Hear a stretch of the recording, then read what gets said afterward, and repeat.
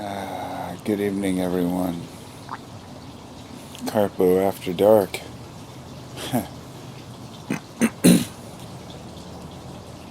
Sitting on my back porch. Just stepped outside after watching some funny television, some Family Guy, or rather American Dad, and I was in there watching an episode. I guess it was one of those episodes that got me inspired to make this video. It was Stan Smith on American Dad, and he's a devout Christian. And he meets this guy that he realizes he has no friends. And he meets this guy, and they start hanging out. And everything's great. They like all the same things. They like paddle boats. And then, they're hanging out one day, and Stan says, Thank goodness that God made all these great things. And the guy says, yeah, or whatever. And they get in this conversation. It's like, ends up that the guy doesn't believe in God. So Stan does everything he can to try to convince this guy that God is real. And here come the sirens. They only come around when I'm making a video, so I just make a video through it. Anyway, Stan says, heaven is, start talking about heaven, and it got me thinking about what do people think heaven really is. Anyway, before I get into that, I want to say at the end of the episode, it was pretty funny because Stan tries to convince the guy that God's real by burning the guy's house down, hoping that he'll look to God for help. And he says, it's times like this that I'm glad I have God. And the guy says, yeah, it's times like this I'm glad I have homeowners insurance. And in the end, Stan ends up, I don't know, something happens where the guy gets knocked out or hurt. And when he comes to, Stan apologizes to him, and the guy's like, he's like, I'm sorry, I'm trying to convince you that, God was real. And he's like, no, you're right. I died. I saw God. I met him right before he kicked me down to hell for killing myself. And he's like, yeah, then I met the devil, and he said he'd let me live if I gave him my soul. He starts jamming out on this Satan guitar, It's a pretty funny episode. It's a joke, of course, It's poking fun at, all the different ideas of religion, and kind of bringing out the idea of what is Satan, what do you really think it is? You think God's literally just going to kick a person down to hell? And I guess I know that a lot of people believe in this stuff, so, I guess this is why I question it. So a poll or study done said, and when I say that, I don't ever try to quote any specific actual, polls or studies. It's just up in the air because they don't mean anything. Polls and studies are done in all kinds of atmospheres and areas. And it's hard to know if they're really legitimate or, if they're biased. But there's I think it's the Pew poll, which is the one that's done for religions. And in the last decade, from what I've read, Christianity's gone from, or those who believe in heaven, an actual place of heaven, has gone from like 85% to 68%. So that's a 17% decrease. Well, even more so, I guess. If you're going by actual percentage of the people that believe it, 20% decrease of people who actually believe in heaven as a place.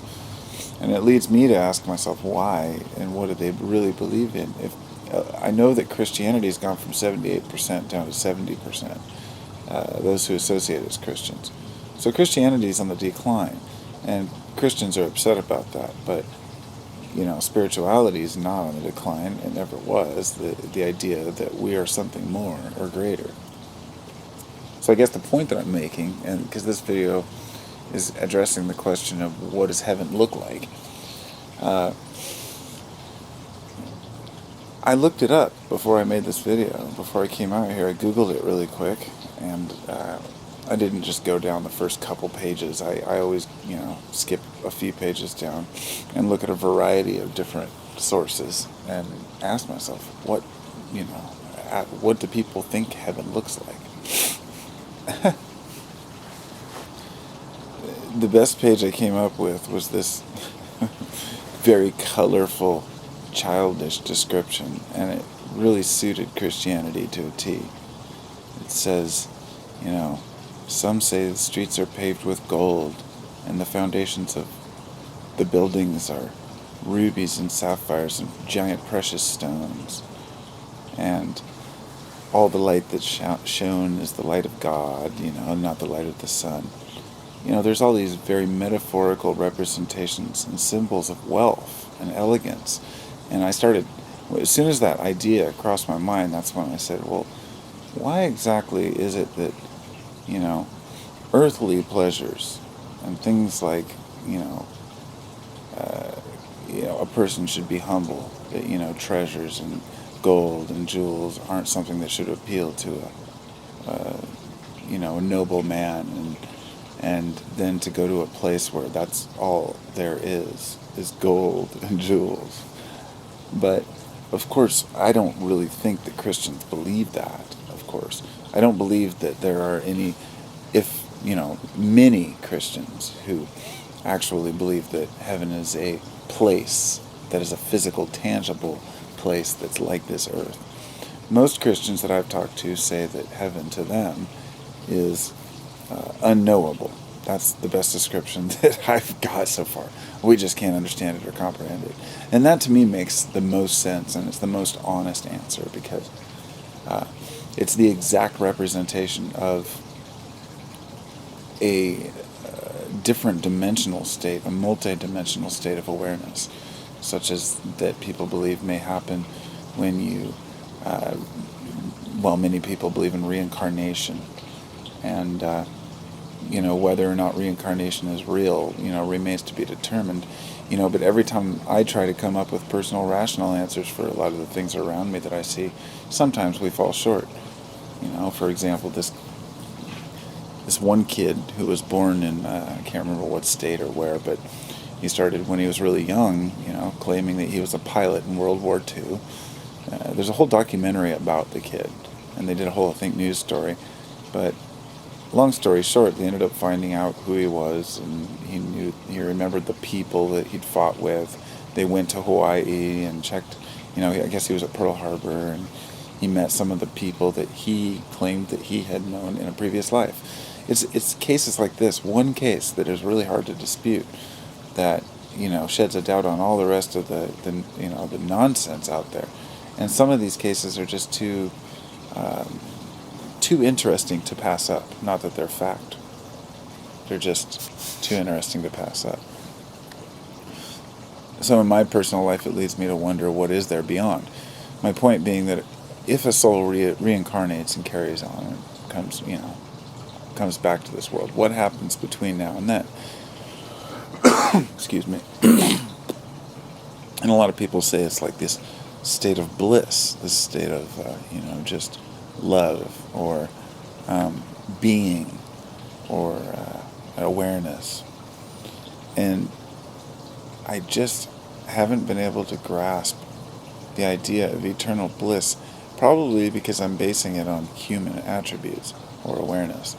But I'll tell you, I have glimpsed this place that is very familiar to me.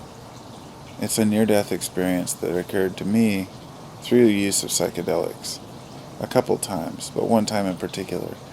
And I've gone to places that I remember that are comfortable. Those who have used DMT know what I'm talking about. It's as if you go to a land where you feel very comfortable, and you instantly just know that you could remain there if you wanted to. And you say, maybe this is heaven, maybe this is the transitory land. But the thing is, it's an experience, a momentary experience.